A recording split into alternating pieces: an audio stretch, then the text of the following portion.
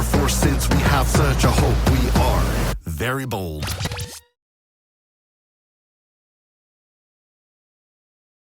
There we go. All right, Steve Teel, Very Bold Radio and Podcast. I'm so excited. I got a co-host, my son, David Teel, who on video is throwing back his head. If you're listening on a podcast or a radio station, you have to picture that. But I'm so excited. I've got him as co-host today. He has brought along a guest that I just can't wait to hear his story of it's just a testimony that's going to bring glory to God, and it's going to encourage you. It's going to inspire you. And that's going to be Henry Jarju that's along with us. If you're watching the video, you see him right there. And I'm going to turn it over to my co-host for at least this part to introduce Henry and tell us what's going on. Take it, David. Nice. Thank you. Thank you, Steve Teel. Yeah, today we have a very, very special guest, and it's really special to me as well. And that's because this is Henry Jarju, who has been one of my close friends now for the last 3 years. Wow. Which has been quite fun. We first just crossed paths a little bit as I work with YWAM, Youth with a Mission, in Amsterdam. I work with one of the Bible schools here, and he came and joined YWAM to do a discipleship training school. And from that point, we just crossed paths a couple times and just had a couple conversations. But then over the next year or so, then we got to just know each other a bit more. He then joined YWAM, where he worked with a couple of different ministries. And then after that, he actually joined the Bible school that I'm a part of and get to lead. And so for a year, then we really got to know each other a lot, as then he was part of the school. So we spent just about every day together for 9-10 months, which is quite crazy, as we just go through the Bible, which was cool. Since then, that is now like 6 months ago or so. Since then, now he is a part of several different ministries here in Amsterdam, where he just does so much, and probably we'll go into it a bit later, but he just does so much, from being part of ministries that deliver meals to people, being part of ministries that then work with refugees. He's been part of ministries that work with homeless people. And now actually, Henry and I have been leading a soccer ministry that then works with just kids from neighborhood here in Amsterdam, which has just been a lot of fun. It's soccer, of course, is one of my biggest passions, and for Henry, it's also one of his biggest passions. I'm very thankful to have Henry here today, also because with soccer being one of his biggest passions, right now, or in like 30 minutes, is his favorite team, Arsenal, playing probably their biggest match of the year. Sure. And poor Henry, he committed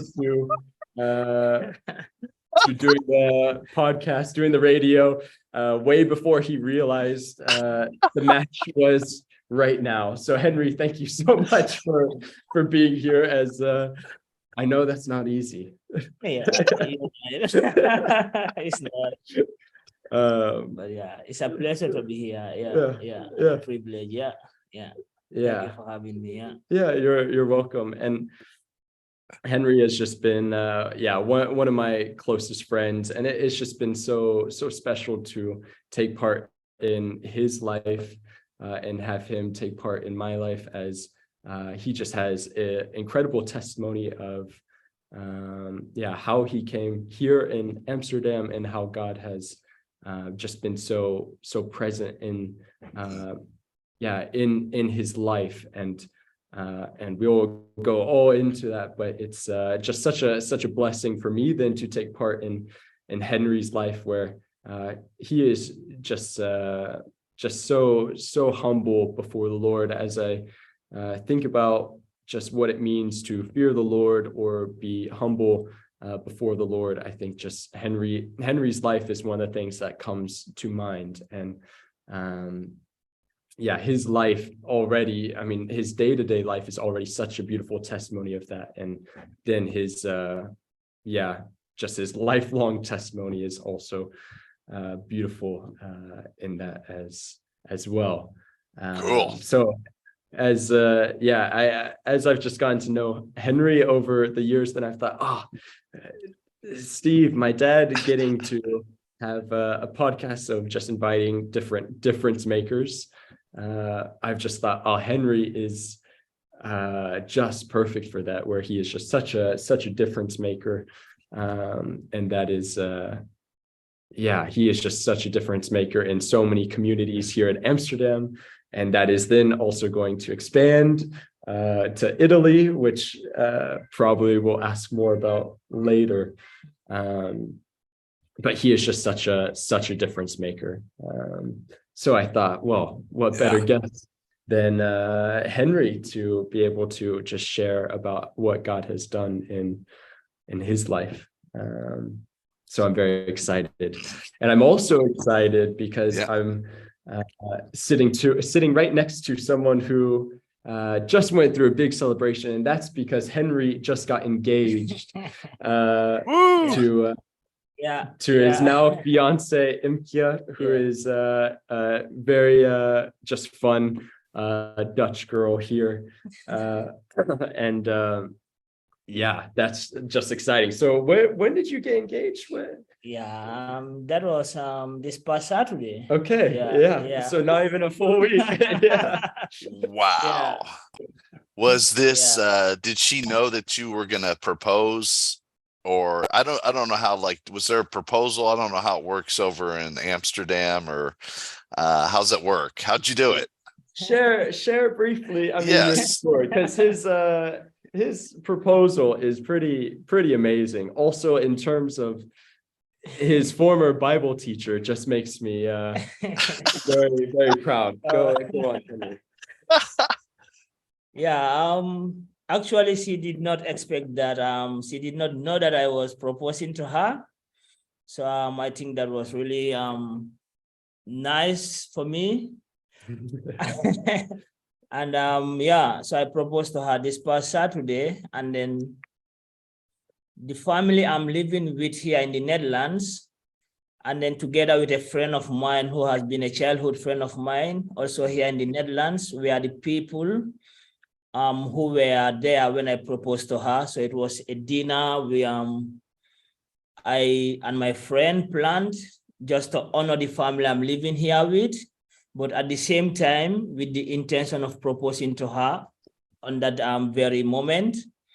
So then we prepared the dinner after making the dinner and everything. And I proposed to her, but then this is how it happens. So I came when everyone was on the table, and God put it in my heart to share with them two stories from the Bible. And then the first story was about the Last Supper Jesus had with his disciples. So for me, it was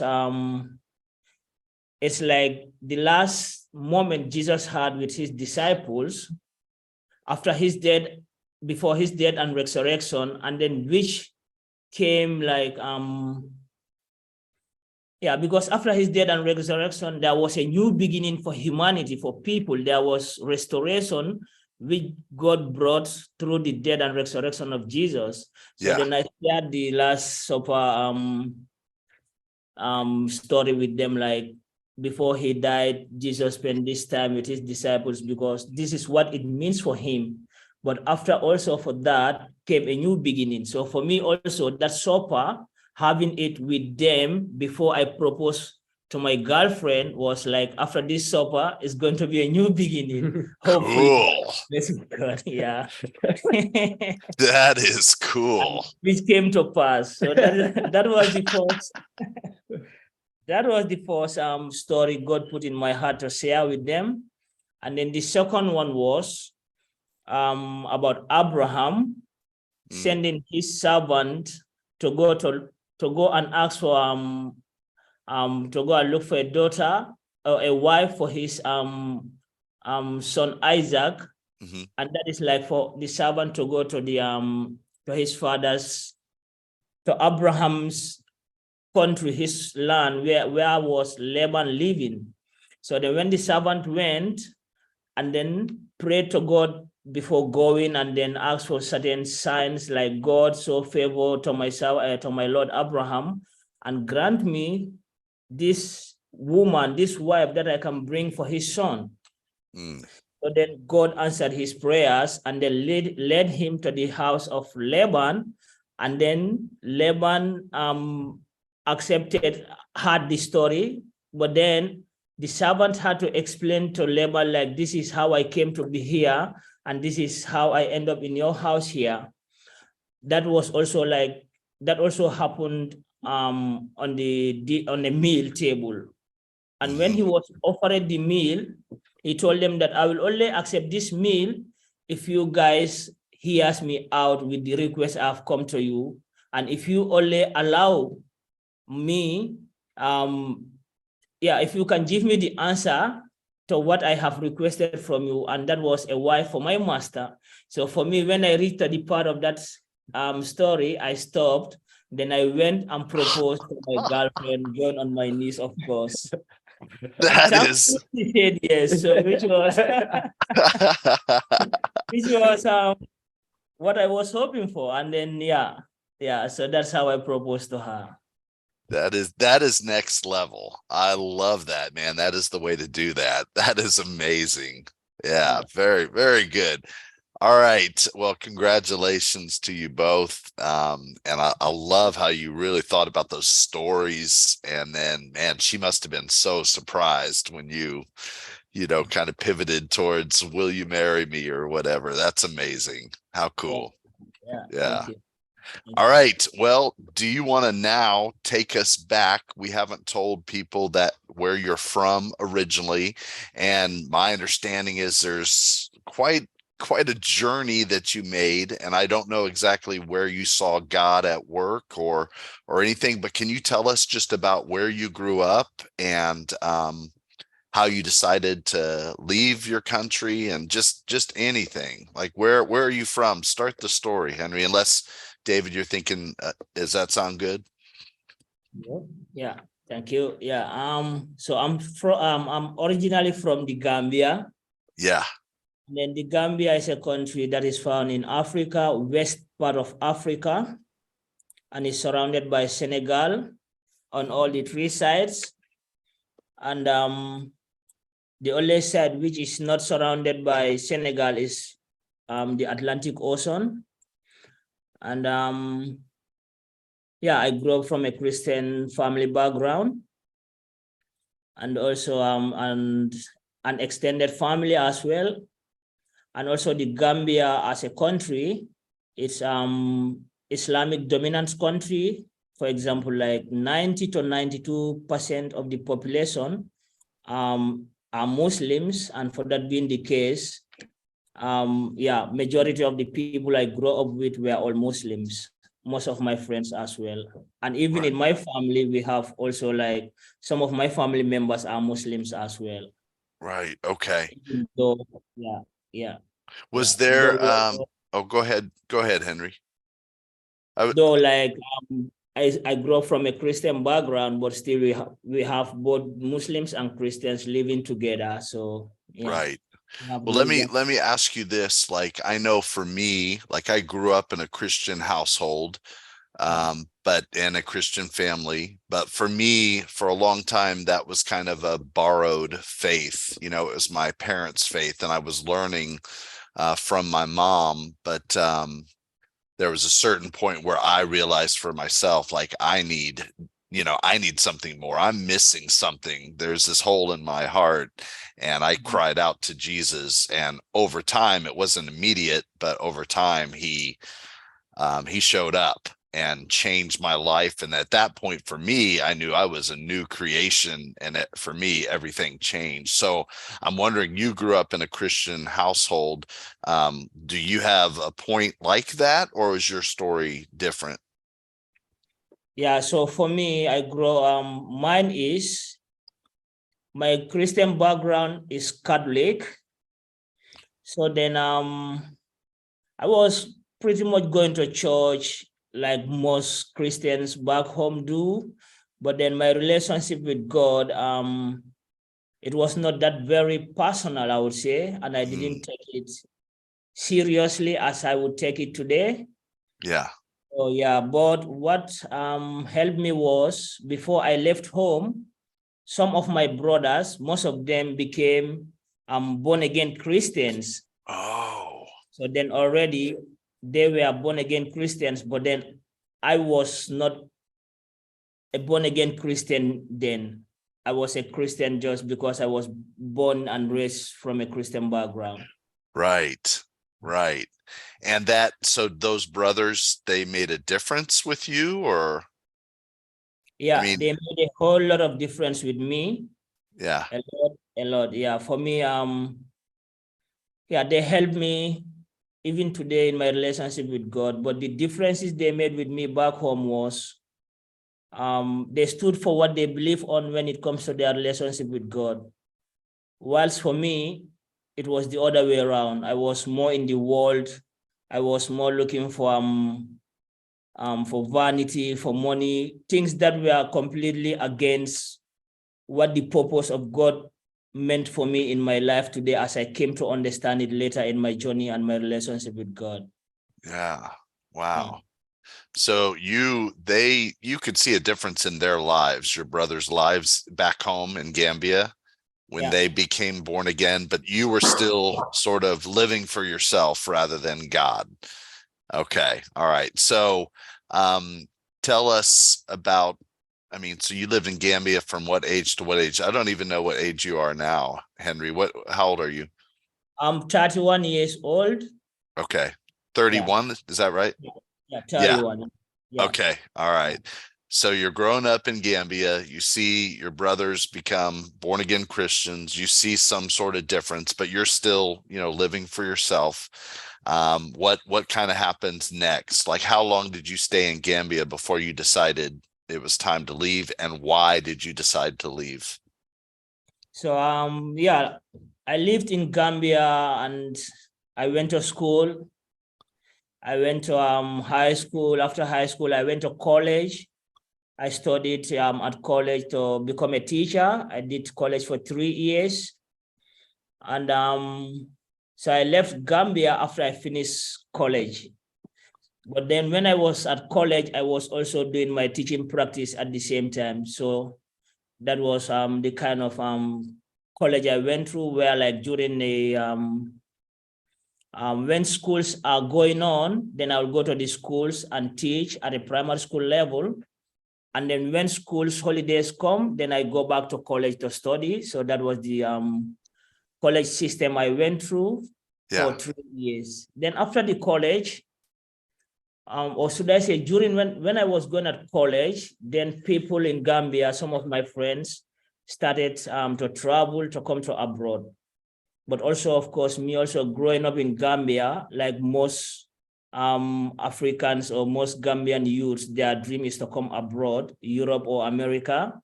So I was also one of those people. So then I was going to college, but at the same time, I was also hoping to come to Europe. But then at the time, because I came from an extended family, and there were a lot of challenges for me to travel to Europe, like especially financial wise. So, but the hope and the desire have always been in me one day to travel, to come to abroad. Yeah. So it was at college, some of my friends started to travel, and they were traveling through the journey across the Sahara Desert to go through the Mediterranean Sea to make it to Italy. That was around 2011 when the war took place in Libya. And then after the fight in Libya, when Gaddafi was overthrown, then the system in Libya was not stable at the time, and there was a lot of a lot of things like human trafficking going on, then people trying to smuggle to make it to Europe. So that was how I also came to to decide to leave the country and also try that journey as well. Right. I did that after I finished my 3 years at college, then I chose to leave the country. Right. Tell us, just back up a second, like tell us, when you talk about a lot of kids in your country grow up dreaming of going abroad to Europe or to America. Tell us why that is. I just don't know. Yeah, I think people, okay, for example, I can speak for more of like for myself, but Sure. also considering the bigger context, I think people normally migrate or travel based on several reasons. Others travel because to look for a better future to other places. Others travel because maybe they have like life threatening in their countries. But for most people like me, my dream is just to come to Europe or to come to abroad, because I believe it's better opportunities over there than in my country. That is why I personally choose to live at the time. Right. Even though nowadays, if I have to look back then, I'm grateful that I'm still alive and I'm grateful that I made it to Europe, but still there are so many things I would have decided in a different ways if I had known before then. But I feel like that is why many people choose to come to Europe or to come to abroad, because we believe there are better opportunities here, which in reality sometimes is not the issue. So that's what I came to realize and I came to learn along the journey. Right. Okay. So along their journey, at that point, have you become a born again Christian? Are you still just Christian, in name, so to speak?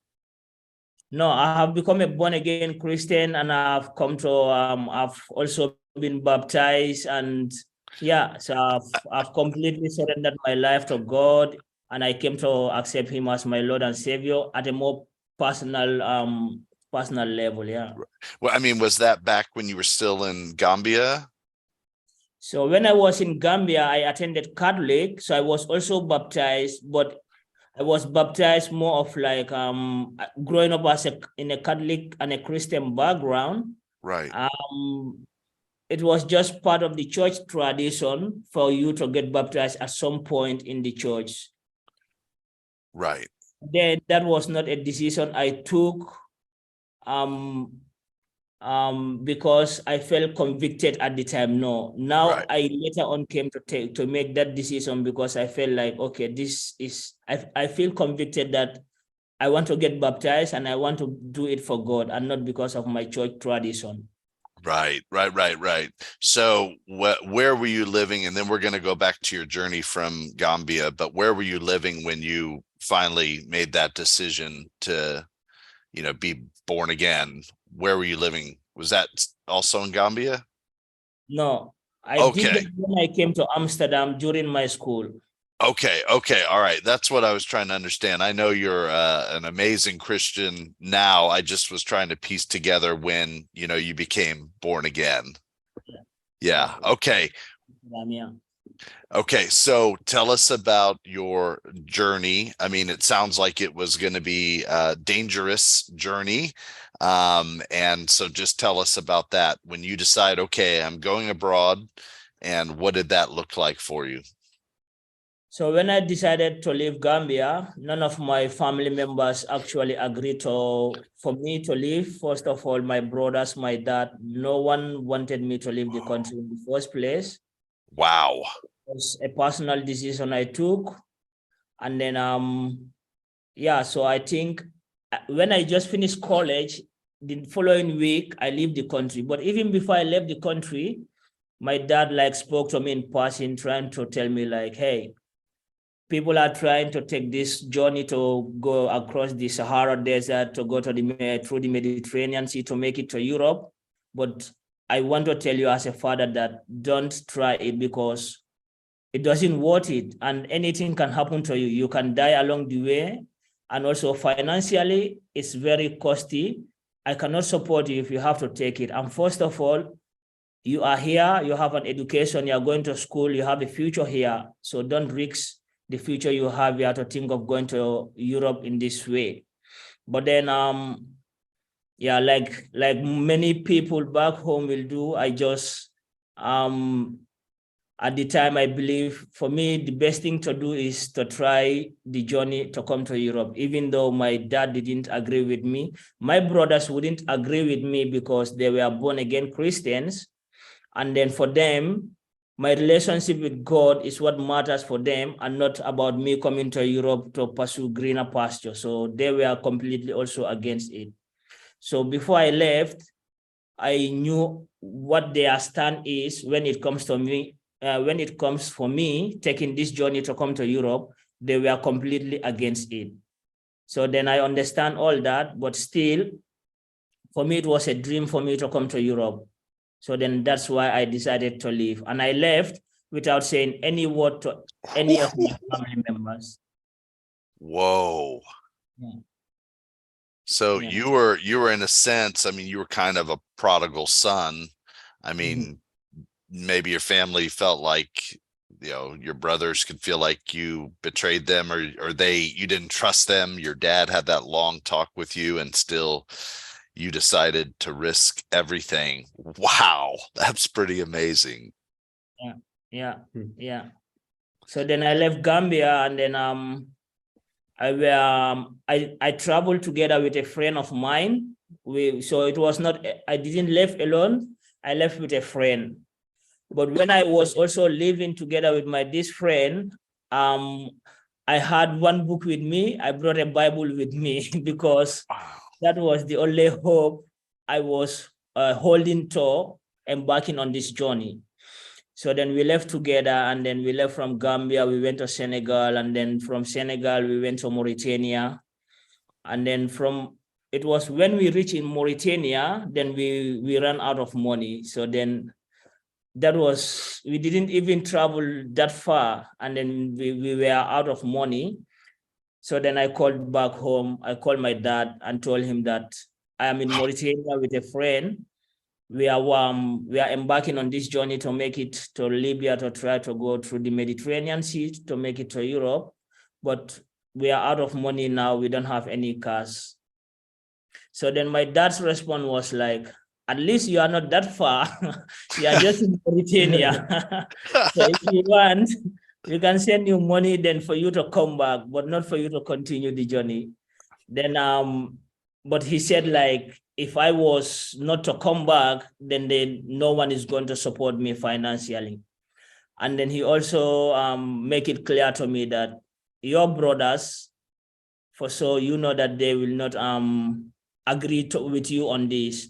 And he also make it clear to me that, you know, our family is an extended family, and for me to take care of this whole family alone is a big responsibility for me. Talk less of the money that they will require for you on this journey. Like, he makes it very clear that he cannot help me financially. The best thing he can do for me is to send me money, and then I go back home to Gambia.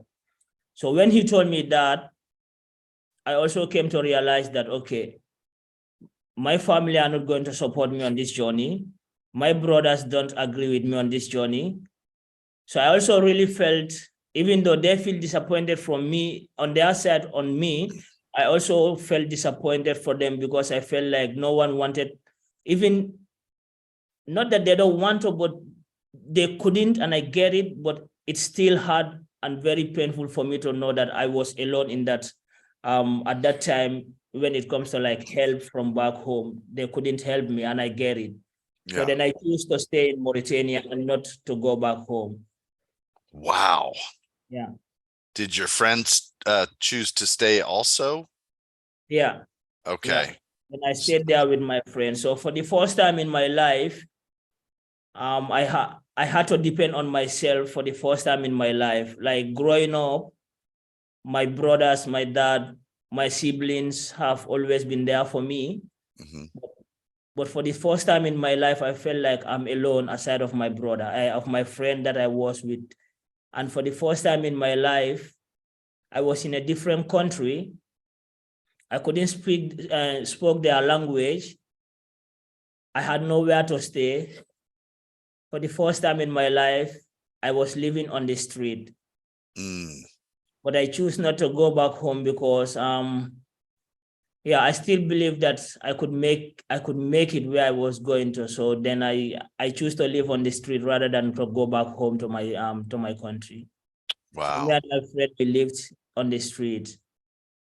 Can you tell us a little bit about that? Describe what that's like to live on the street in a place where you don't know the language. Yeah. So for the first few days, we were sleeping on the street, finding a place during the evening where we can just kind of feel safe, kind of just to go through the night. And then like in Gambia, we always had a joke where people always say, like in Mauritania, they sell water you have to drink. So me coming from Gambia, it was funny for me, like you had to buy water to drink, you have to buy water to take bath. But in Mauritania, when we were there, it became like real for us because the water we need to take shower, we have to buy it. And then in the evening, just go in the bush to take shower there.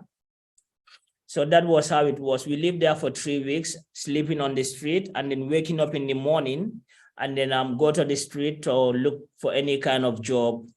And then the jobs were more of like construction jobs, like mixing the cement and then maybe painting and then laying the carrots. So just tiles, just these kinds of jobs. Right. Manpower jobs, yeah. Okay. So and we so, lived there for 3 weeks in Mauritania. 3 weeks. Yeah, until we gain some money to be able to pay the transport to take us to our next destination for the journey. Wow. So how much money would you make if you were getting to do one of these kind of odd jobs? Like how much a day would you make? It depends because also at the time I don't know their money. So I was used to my Gambian money, like which was dalasi. So the Mauritanian money is called Hukia. So they call it Hukia. So they pay you like 800 Hukia, 1,000 Hukia. So which in dalasi, it's not that much. It's not that much, but that was what they were paying us per day. And then sometimes it depends if you have like if you have 2 jobs in the day, then you can have up to like 3,000 Ukiya. So those are the kind of money we were making on daily basis until we were able to have the money to pay for the transport to move from Mauritania to go to our next destination where we were going to. Wow. Okay. So you're working, you get enough money to get for the transport. And so where do you go then? What's next? So then from Mauritania, we went to Mali. And then Mali, then we had to go across the Sahara Desert to go to Algeria. You have to go across. So back up. How did you get Sahara Desert? Yeah. Yeah. Okay. I want to hear all about that. But so what was the transport from? I don't know my geography over there at all. So in fact, I don't even know that I know the one country that you're talking about or the one city, but you're going from, so you go from Gambia to what place? So it's from Gambia to Senegal, from Senegal to Mauritania. Okay. All right. From Mauritania, then to Mali, and then from Mali to we had to go across the Sahara to go to Algeria. Okay. So tell us about going across the Sahara Desert. That sounds crazy. Yeah, it does. Yeah. So when we were going to at the time we went to Mali in Gao, that was like the border between Algeria and not the border, but the last country before you go across the Sahara Desert. So we bought we paid the people who normally transport people across the Sahara. And then it was a pickup,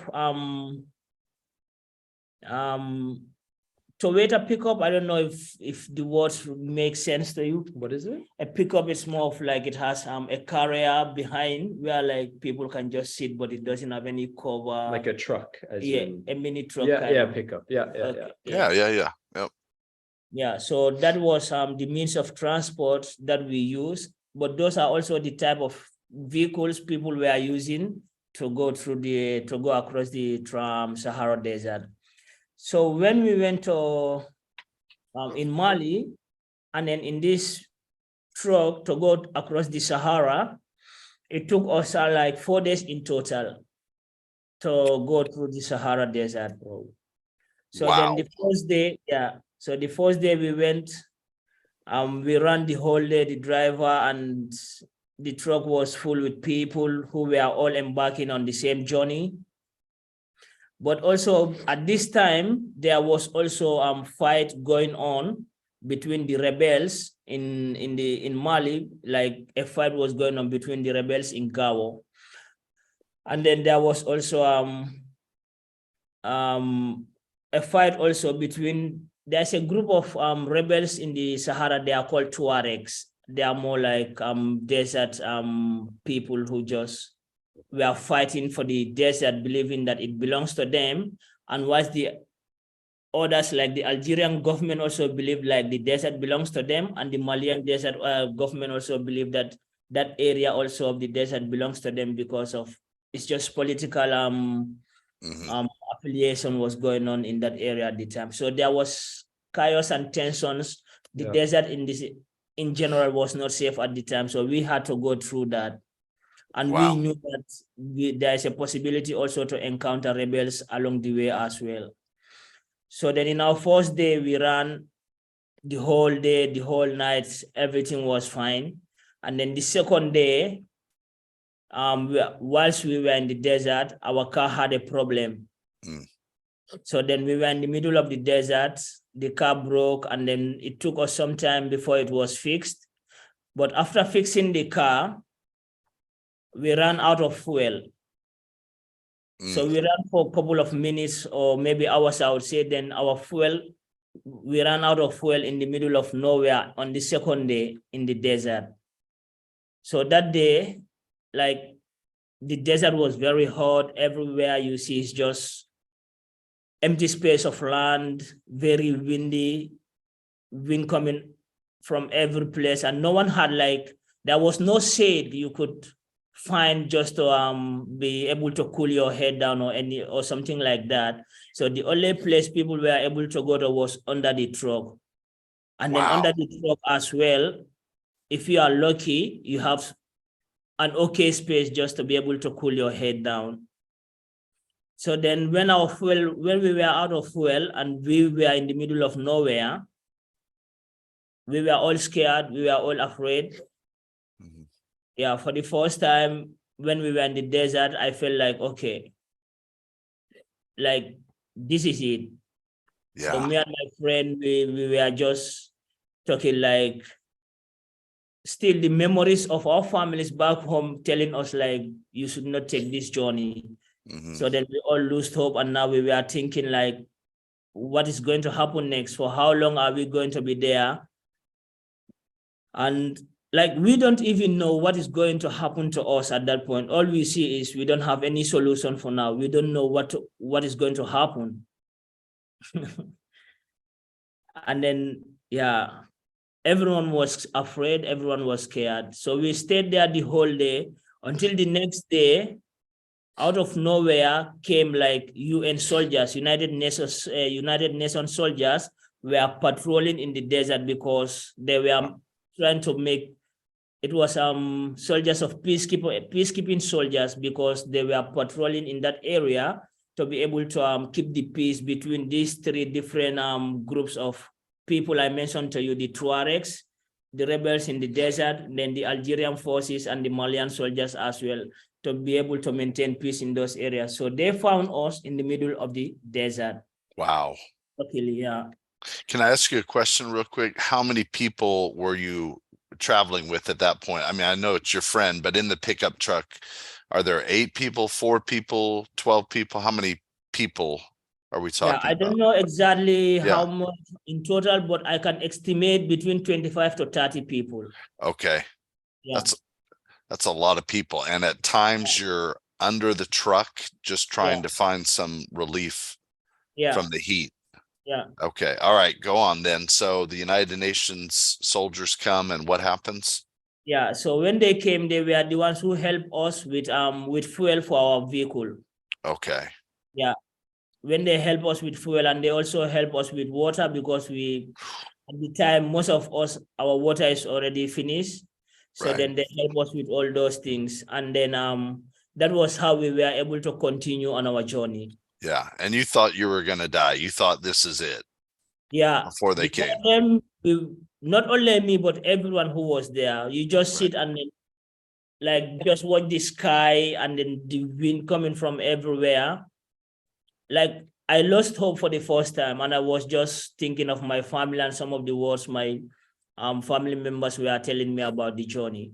Right. Yeah. Wow. Me and my friend both thought that was it. Right. Okay. Very heat and yeah. Wow. Okay. So go on. So what happens next? So then when the UN soldiers found us, and then and then they helped us with fuel and water, and then they left. So then we continued on our journey. Okay. But immediately they left, we ran for a couple of hours again. Then we encountered the rebels in the desert. Those were the Tuaregs who are living in the middle of the desert. Oh my gosh. Yeah. So just a couple hours later? Yeah.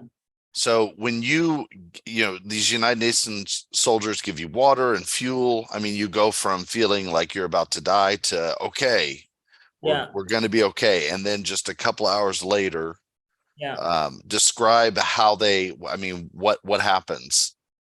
So first of all, we were in the mini truck, and then it was someone with a motorbike who was running towards us and making a signal to our driver, asking him to stop.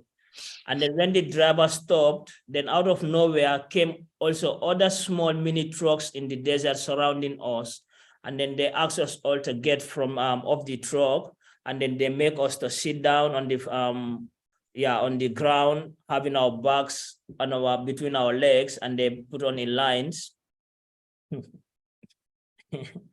With their guns, all different kinds of guns they were having. So we were all scared, and then so then they will call us one by one, and then they will ask you to open your bag, and then whatsoever they needed from your bag, telephone, shoes, clothes, food, anything they see in your bag that they like, they take it. Wow. So then, but more with money as well. And then, this was also going on, and the human trafficking system was already, a lot of people have gone through it in that way before us. So then these rebels also, they have been doing all these kinds of things even before us. So when they found us, it was also another opportunity just for them to rob us and take whatever they needed from us. And they search us. They will also remove all your clothes naked as well, and search every pocket of your bag, of your trouser, anything possible that you can hide any important thing. They will try to search it and take it all. And if you refuse, they can kill you as well. But for us, they didn't kill anyone because we all tried to give them whatever they needed from us, and we were all scared as well. Right. Yeah. So what did they take from you? What did you lose that day? So for me, actually, they didn't take anything from me, because luckily I was able to hide my money in a place and my phone in a place that they couldn't find it. But from my friend, they took his phone from him. Yeah, they took his phone, but not his money as well. So if they find it, they take it. Right. Where did you hide it? Like, how did you know to hide it? Like, you just, and where could you hide it? Yeah, because before you go to the desert, you already know that you expect these things. Okay. Right. Because you expect to encounter it, you also prepare yourself for it. Yeah. So for me, yeah, it's interesting. So I was having a bag which has like a backpack. Is that what? a backpack like this. Yeah. So like a backpack like this. Yeah. So in my backpack, so I had a small pocket here in front of the backpack here. So I put my phone here. So then if you open the backpack, this part just go right on the ground.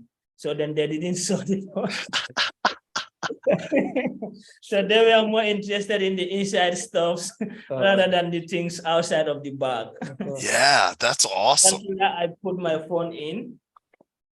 And then for my money, I love that this. Yeah, it's interesting, but yeah, that is why we are making the video. So for my money, I wrap my money and then tie it with an elastic, and then I was having like a body cream that I apply on my skin. So then there's this body cream is more of like ideal body skin that has like it has the shape of like this, but it's not visible, so it's full of cream in it. So then I just try to force the money in it. Yeah, into the cream. Yeah, inside the cream. Yeah. So then when they took the cream, they just open it and then squeeze it, and then it's just cream that came out. But in it was the money. So then they just throw it to me, and then I pick it and then I took it. So that was how I was able to escape with my money and my phone from there. Right, right. And your friend, you said they took his phone, but not his cash? Okay, not the cash, because we joined our cash together and we put it in the cream. Okay. And then the one he had on himself, and then mine also I had on my own. Yeah. Right. Okay. Wow. So 2 hours after thinking, or 3 hours after thinking you're going to die, now you're with these soldiers, you know, you can die again. Yeah. And then how does that kind of end? So fortunately you were smart and hid your phone, hid the cash. And then do they just leave? I mean, no, they don't. They beat, because they know that you have something with you. If you don't have money with you, you will not go in this journey. So they beat you, they threaten you to try to intimidate you so that you can bring out the money wherever you are hiding it and give it to them. And if you don't bring out anything, they will keep on beating you like that. Yeah. So for us, what we did is we had most of our money, and we just had like, maybe they call it Sanfra. So it's more of like Senegalese, Malian Sefa. The money is called Sefa. So that was what we had with us. So when they came and they wanted to beat us, they searched our pockets. That was all they found with us. And they were like, where is the order? Then we told them that we didn't have any other thing. That is what we paid for transport for them to bring us across. So that is what they took from us. But of course, they will give you some lashes, because they just have to give you, because if you don't have money, but they beat us but a little bit, not that much, compared to others who don't really give them anything. Yeah. Wow. But if you don't have anything, they beat you. Yeah, because they know basically you have to be hiding money somewhere. It's obvious. Yeah. Because the journey requires a lot of money. Yeah. So then they pull your truck over. Yeah. And then some people have money and some don't, but they know you have to. Exactly. Okay. So then they're wow. And it also depends on in which country you are coming from. Like for us, because we are coming from Gambia. At the time we were going through the Sahara, there was money transfer. They call it in the French-speaking countries orange money, something like that, where like then you can make a instant money transfer. Okay. But we coming from Gambia, we don't have that. And, Okay. But how do they know that? Yeah. By taking your ID cards from you. Okay. So if you show them your ID card and they know you are from Mali, then they know that, okay, if you don't have the money here, you will send it through Orange Money. So and then they can get it. So even Senegal also Senegal, but not Gambia. Yeah. Crazy. Yeah. Okay. That is crazy.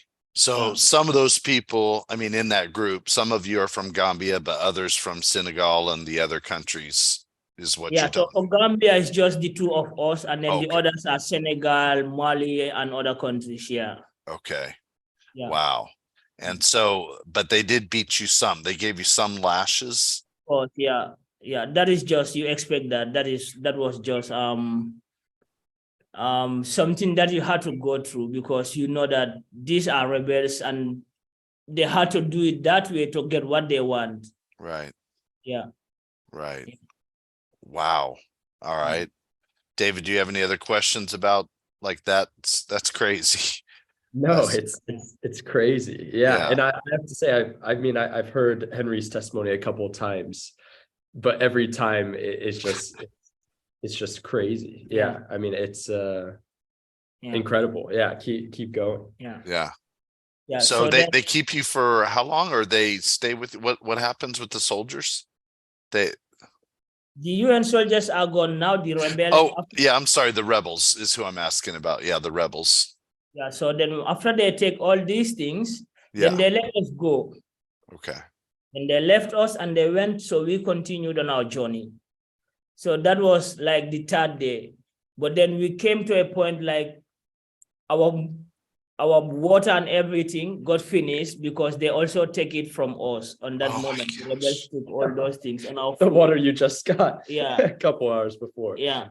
Okay. So then everyone was thirsty again, and we were all like, we started suffering again because we didn't have water and we were all thirsty. So then what happened is in the middle of the desert, on the third day, then we came and found a small like pond in the middle of the desert, but it was very, very dirty pond. It is where like the people who are living in desert, the Tuaregs, normally feed or give water for their animals. Like they had camels, they also have horses and sheep, of course. So that is where they drink from. So that was also from the same water we also drank from. Yeah. Wow. Yeah, the water was just, it was very dirty water, and you can die from it. You can feel very sick from it. But that was the water we drank from on that third day. And then we continued on the journey. Wow.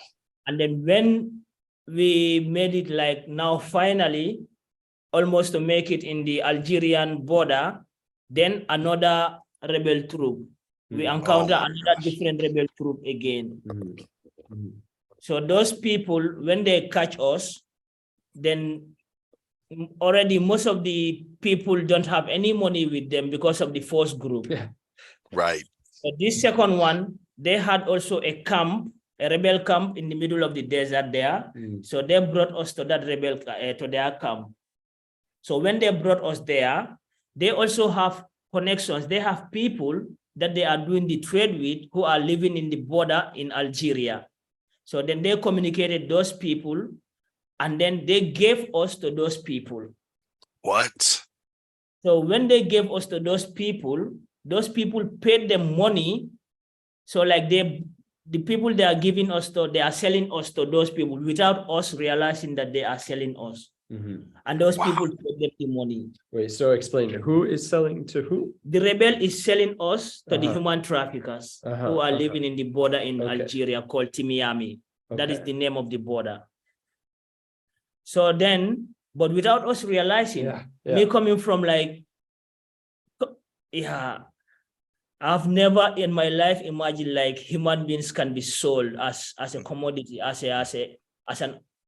so for me, it was, so that is why after they sold us, the person whom they sold us to, for me as a Gambian, that person came to me and spoke to me in a language that is very familiar with me, because he was a Senegalese. he spoke to me Wolof, and he told me like, I'm bringing you to a place which I will help you for you to go to the next place you are going to. So I felt very relief again, and I felt very happy that, okay, now I am from the hands of the rebels. Now I'm in the Senegalese person. I feel more safe and more at peace now. But then that person also brought me to his compound, me and my friend, together with other people as well. So when he brought us to his compound, he put us in a very dark room.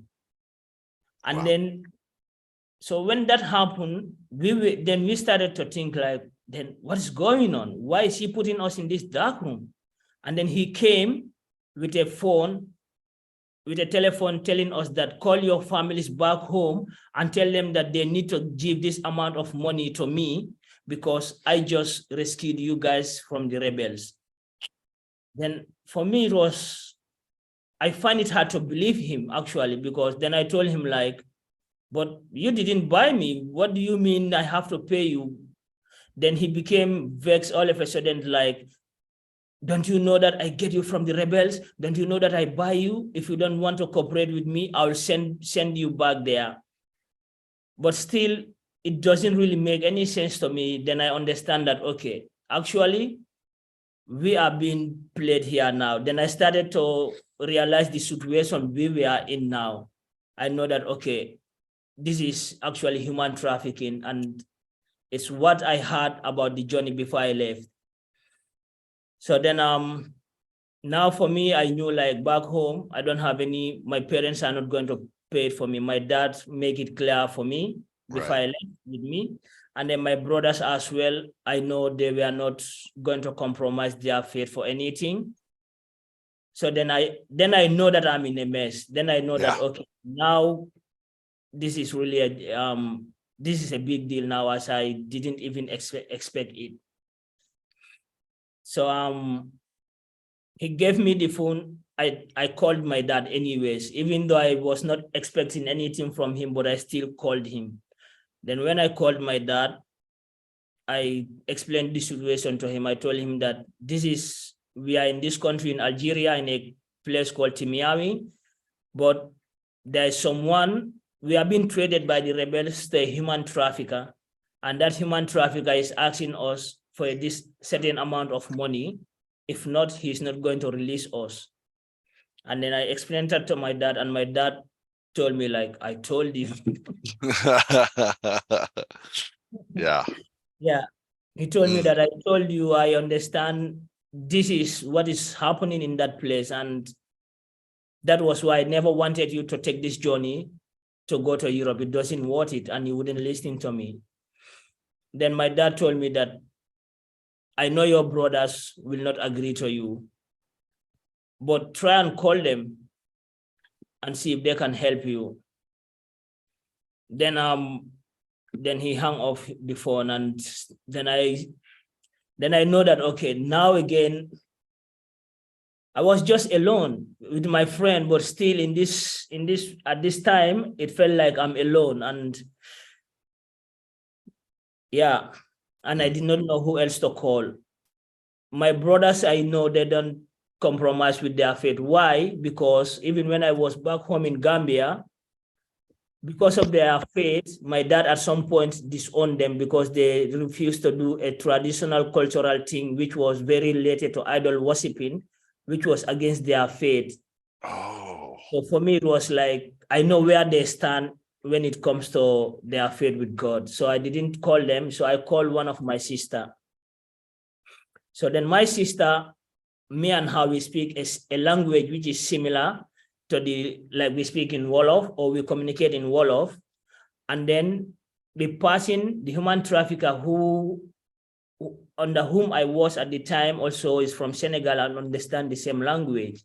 So luckily, when I called my sister, he made the phone to go on loudspeaker for him to hear like my communication, what I was talking about with my sister.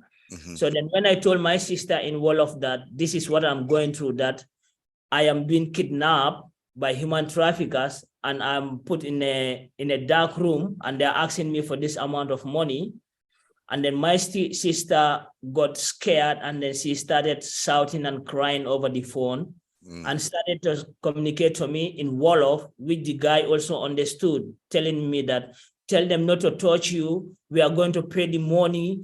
However much amount they ask, we will pay it. Just let them not touch you. We are going to pay the money. But for me, I understand that my sister was scared, but I know she doesn't have the money they were asking for. You knew, yeah. I knew. So then my sister was hoping that maybe my dad would pay it without, but I know that I already communicated with my dad. Right. And she was just shouting out of panic. And the guy had that. And then the guy had hope that, okay, your family are going to pay your money for you. Just like that. Wow. And then he brought me out of the dungeon, out of the dark room. And then he brought me from the dark room and brought me outside to the people. Like if you pay, they bring you from the dark room and leave you in an open space where you can have fresh air and build with the other people. So when he brought me from the dark room, I met other guys who have been there already for a longer period of time. And then I asked them like, for how long have they been there? And then some said 7 months, some said 9 months. And just because they didn't pay, some of them paid half, some of them paid even 3/4 of their money, but he wouldn't let them go because they didn't finish, they didn't pay everything in full, the whole money in full.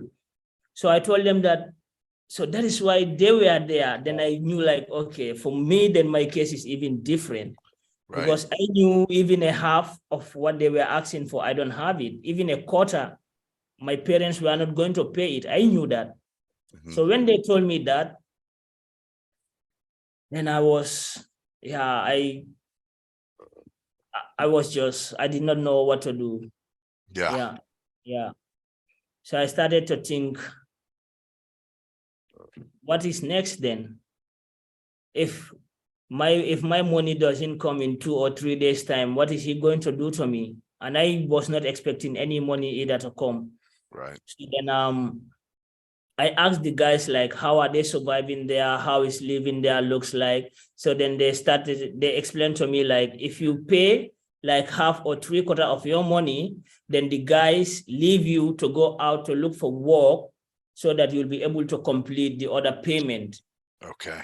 So most of them already have the freedom to go out to go and look for job, hoping that when they make more money, then they can pay and then pay him in full, and then he will transfer them or transport them to the next destination they are supposed to go to.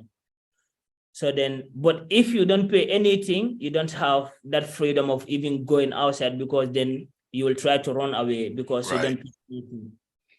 So then I knew that, okay, if these guys are still here in this situation, what about me? So then what I decided to do is I called another brother of mine again back home in Gambia. So then I told him, then with him I speak also a different language with him. I told him like, this is my situation. I explained to him, he is also a born again Christian. I told him that this is what I'm going through, but then I'll need your help. I need this amount of money they charge me. Then he told me that, Henry, actually, I don't agree with you living in the first place the way you did. You know you shouldn't, and you know this is not godly. But then he told me that, but tell them to give you the bank details. So he told me he had some money for me, but out of 10, it's more of like 1/4 he said he had. Then I told him that, yes, that would be good because I was so desperate.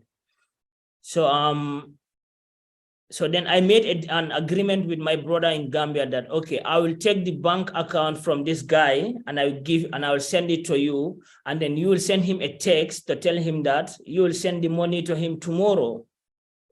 And then I will try and escape today. And then if I make it, then you will hear from me tomorrow. But if I don't also make it, then you will not hear from me. So I had that agreement with him.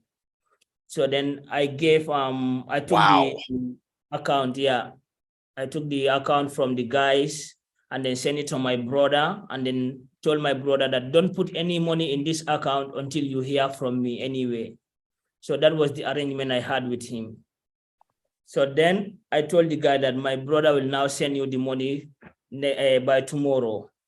So then he asked me to go and take shower and give me some, like, make me feel more relaxed and more peace. Mm-hmm. But for me inside, I knew like, if this doesn't work, I'm in a big mess. I also know all about that. So then the next thing I did is I asked the guys who were living there, like, okay, for example, if you happen to go out from here, where is the garage? Which direction can you go to? Because when they were bringing us there, we didn't see outside. We had no idea of where we were. All we knew is we just find ourselves in a compound, and that's all. We don't know which direction to go to once we are out of the compound. Yeah. So then the guys told me, like, if you are planning to escape, don't even try of it, because then they explained to me like some other guys tried it at some point, but then they catch them and then they had to bring them to the rebels and then like beat them there. So then they explained to me like, don't try it. Even if your people don't have the money, it's better you just stay here rather than trying to escape, because if they catch you, yeah, that's even worse. Okay. Yeah. So then I also understood that, but still they explained to me like what outside looks like if in case you're outside, this is how you should go and this is the way that will lead you to the market. Then I also wow. to learn that from them. So then still I was with my friend. So my friend, for him, luckily, he has some of his family members are in abroad. So he called his family members, and then his family members promised to him that they are going to pay his ransom for him. So then I told him that, well, for me, I will try to escape tonight. But before that, I told him like I wanted to go with him for the both of us to try and escape that night.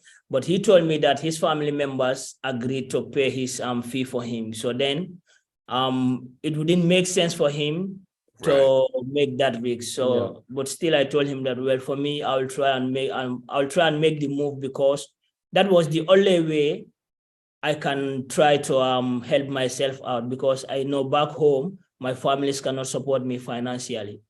Right. Yeah. So that very night, as we were discussing on that, then came a fight between the rebels and the Algerian soldiers again, that very night even. Then there was gunfire and there was shooting going on. And then my friend again tried to warn me like, hey, look, you see, this is what is happening outside. Don't think of making this move, because you don't even know any place. You don't know any person here. You don't even have enough money. And this fighting that is going on, they can shoot you, anything can happen to you. But I actually feel like the best chance for me was just to try and escape. Wow. Yeah. Yeah. All right. Well, maybe this is a spot. This is like a cliffhanger. Maybe this is a good spot to take one of our breaks and be able to come right back to this, because you've got us just completely, waiting to see what happens. Does that sound good to you guys? What do you think? Yeah, that's good. Yeah. That's good. Yeah. Okay.